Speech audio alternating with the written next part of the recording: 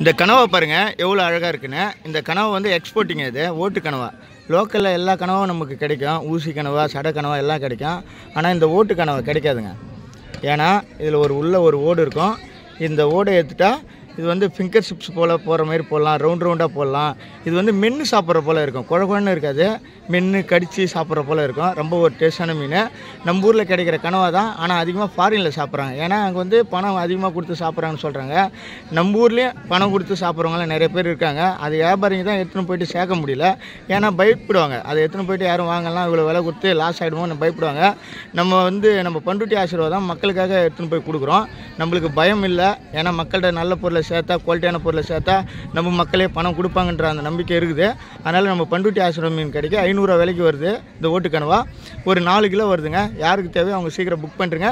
யூடியூப்பில் பார்க்குறேன், கட்டாயம் இந்த மீன்லாம், இந்த ஓட்டு கனவெல்லாம் வாழ்க்கையில் ஒரு முறை சாப்பிடுங்க. ஒரு தரமான கனவா இது.